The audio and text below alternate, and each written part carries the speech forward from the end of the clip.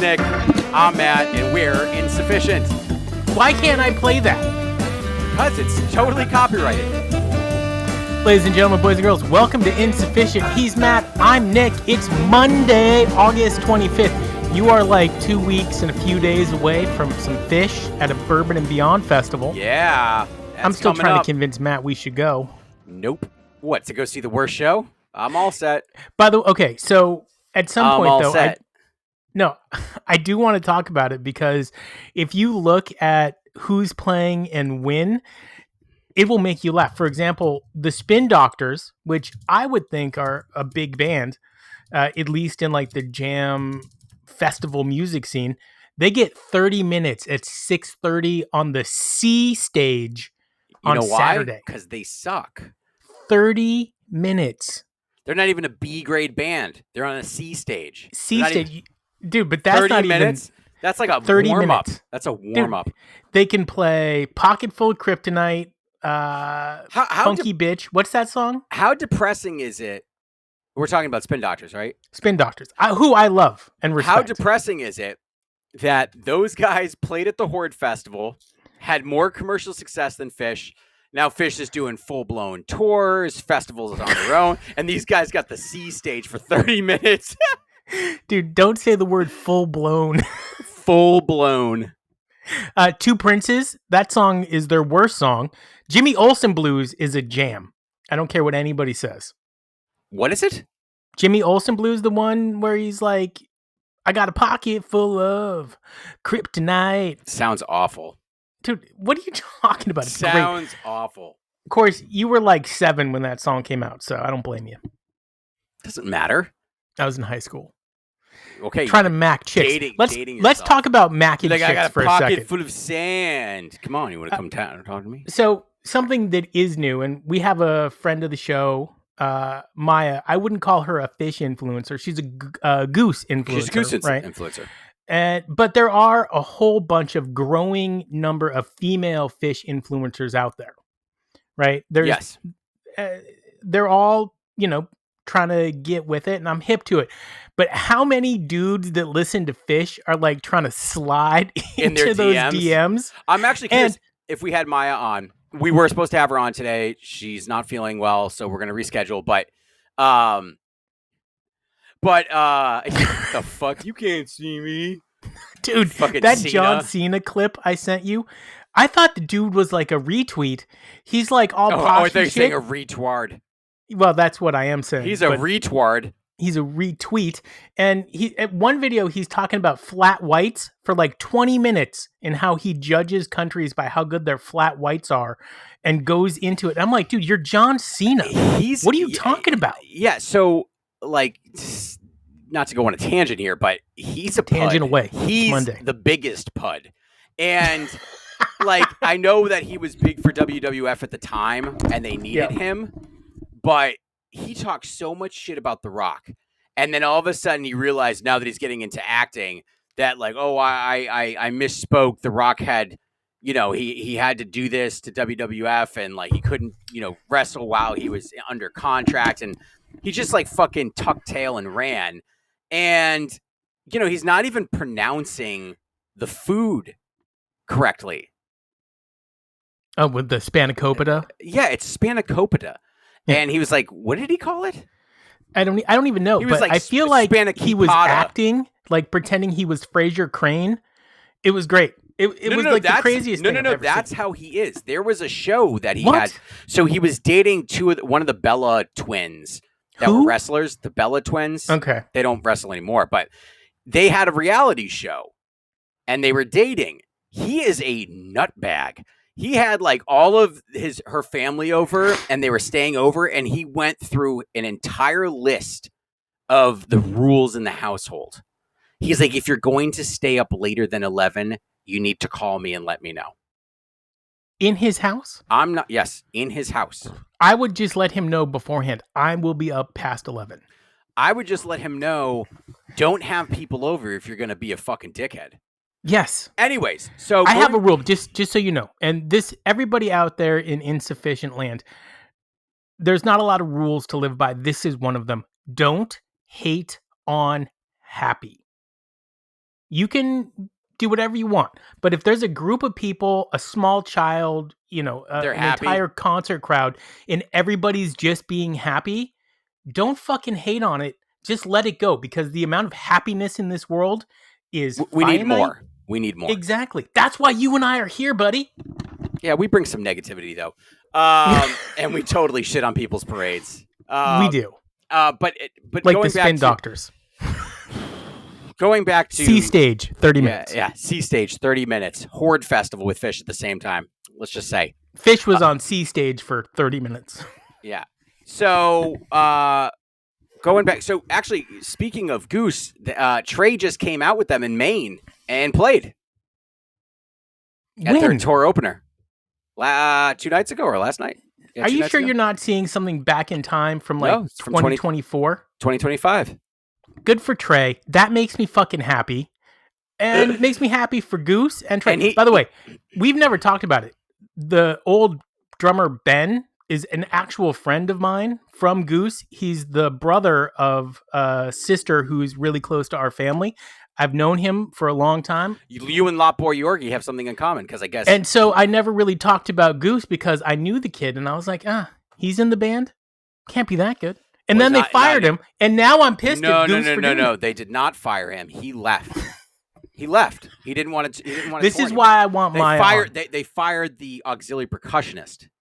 You can't. That's not even a position. Because he was sliding into people's DMs. Okay, so let's go back to the original tangent, which is dudes sliding into female Phish influencers' DMs. What's the strategy here? Like, what? How are you setting yourself apart? Well, so this is something that we should have talked to Maya about. Is and we will, but it's like. Let's does just that happen branch to it you out. a lot? I'm kind of curious. Does this happen to her a lot? Does she have a lot of guys that are purposely will not comment on female influencers because I don't want it to seem like I'm trying to be creepy. Which with this face, it seems like it all the time. Oh, it's almost immediate. Fuck you. Almost, especially with that shirt on. Holy dude, fuck! I rolled the gold chain. But you look like you rock lotions and. I got lotion on now. And dildos and like swings and shit. Like with dildos? That shirt. Yeah, with that shirt. That's good. Yeah, dude, you're getting pegged. With that shirt. And I'm not gonna. I don't want to blow my load right now, but you don't. No. I don't want to get into the Goose thing yet with the new album because we're not doing that. I want to talk to Maya about that. And so I'm kind of curious to see like how many guys are sliding into her DMs. I think we should make that a regular thing. You know that Erica Gaming, that girl. Dudes are sliding into her DMs all the time, but she's asking for it. She's asking. It literally says on her like name, like slide. Maya dating. Yeah, no, I think that's different. But whenever we have a female influencer on or somebody in that community that's a woman, I want to know, and I want to know because it's got to be the funniest fucking thing ever. Like, hey, man, you need to go back and you need to listen to, 12/15/92. That show's going to change your life. Hey, you want to come get naked? Like, well, no, it'd be like, what's the transition? Yeah, it'd be like, listen, you got to listen to the show. Would you like to come over and drink some kombucha and maybe put on some spandex? I mean, who knows? I've got this kombucha that's 30 years. The Skogie is like 30 years old. Yeah, but she's from California, so she's down with that. She's like, she's like, I'll come over and have kombucha. What is and wrong we'll have a great people? time. Oh my god! And it will be awesome. Have you seen that Always Sunny where he's making fun of? He goes, "Nobody talks like that. Nobody talk." No, it's not. It's Paul Rudd. Yeah, it's Paul. Rudd. Yeah. Nobody talks like that. Yeah, people from California talk like that. That's crazy. I would take the Boston fucking accent any day over whatever the fuck that is. Like you sound like a 3-year-old, like someone who's just learning how to like put sentences together. And like, you remember when you were little and you do that, you do the swing up, right? The up talk. And I remember my parents saying to me, like, stop that. That needs to stop because it's obnoxious.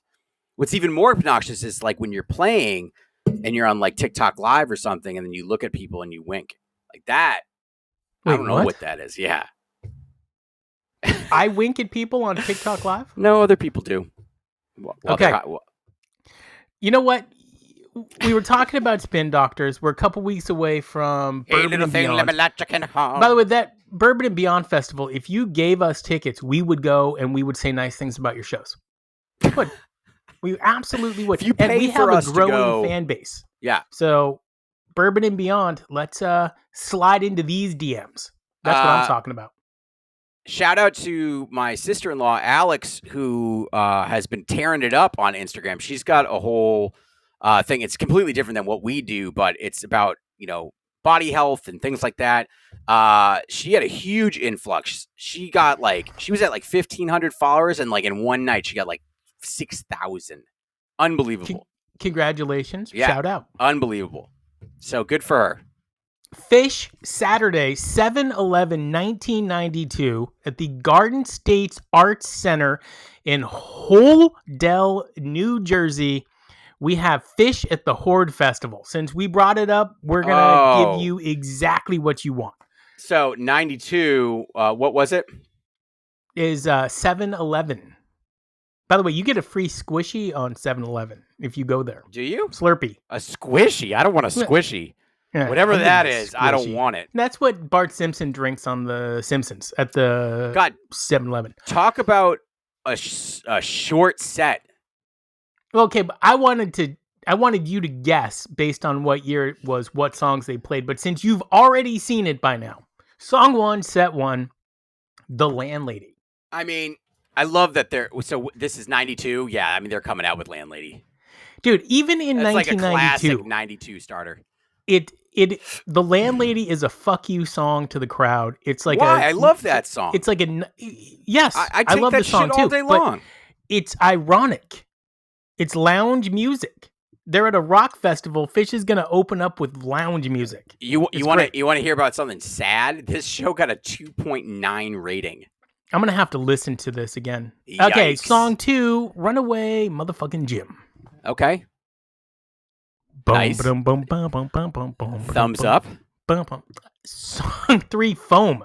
But I got to tell you. And this foam was rip-roaring. Yeah, but if you didn't know Phish, this is why you guys were not popular in high school.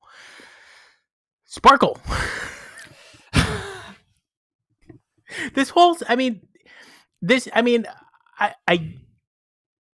I get it. I love the band. They're definitely the band I've listened to the most. Maybe Talking Heads I like a little bit more than Phish. Maybe not. It's close, but you guys are at least number 1 or number 2. Okay. But I can totally see why you guys just self-sabotage. You're at Horde Festival. You're playing Foam, Sparkle, and then Stash. I like that. What's wrong with that? Why is that self-sabotage?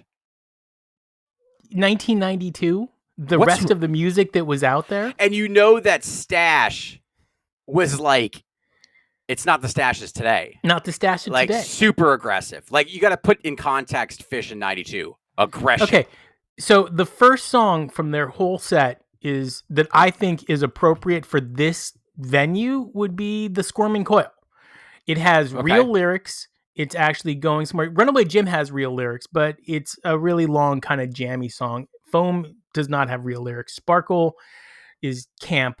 Stash, great song, but not, for people that don't know you, maybe not the best. Countercultural for what they were doing at this time. I totally get that. Cavern, another great song for them to do. Great song. This makes no sense. As a matter of fact, Cavern is a song that I would recommend to somebody that's never heard Phish to listen to see if maybe you like them. Okay. I can see that. Vacuum solo in the middle, obviously. Interesting.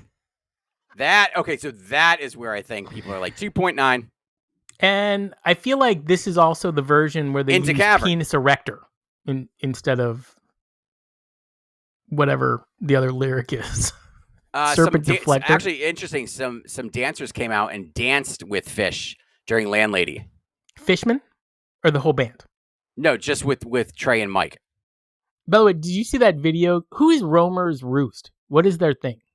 I don't know. They're all over social media, and they show clips. I think they're faceless. I don't think that they have. Oh yeah, no, they don't. They don't. Person behind it. Is that the one with the bus on it? Could be a bus. Normal. I mean, they It's got green. good clips. It's green. They got good clips, but show your face. Have some fucking balls. Do they follow us? Be nice. You can. Oh, all right. He Vacuum puts solo back into cavern. Yeah, and then followed up with a "You Enjoy Myself." I like that they played "Yeah, Man." How does Trey not know the guy that came up with? Doesn't remember the name of the guy that coined the term "You Enjoy Myself"? I don't know, but an extra trampoline segment on Yem, and an extra microphone for John Popper during this one. John Popper on "You Enjoy Myself" is all right. I saw him. He jumped right through this trampoline. I am sure of that. He did. He jumped through the trampoline, embarrassed, and he left the stage. Thank fucking God. They were going to play Llama, but instead they went into Susie Greenberg. I love when they John do Popper Llama on with Llama is John great. Popper. That was really fucking cool. Dude, that guy can play. Good for him for all that weight loss. He gained it all back. He did? He gained a lot of it back. Are you kidding me right now? No, he stretched his stomach out. Keep talking. Because if you get that surgery and eat through it, yeah, you can stretch the stomach back out. No. I mean, he's not as big as he was, but he's still pretty big. I see a picture of him. He looks fine. He's okay. Relatively He looks like me. God damn it! No. Be nice. Maybe me when we started this podcast. Yeah. I was like pushing 245. I'm down to 190. Nice. Living that healthy lifestyle. Starving. I know. I had tacos for dinner last night. I know you did, and you weren't happy with them. It really upsets me. Okay, did we finish that? Yeah, After You that's Enjoy it. Myself? That's it. Susie G. Susie Greenberg.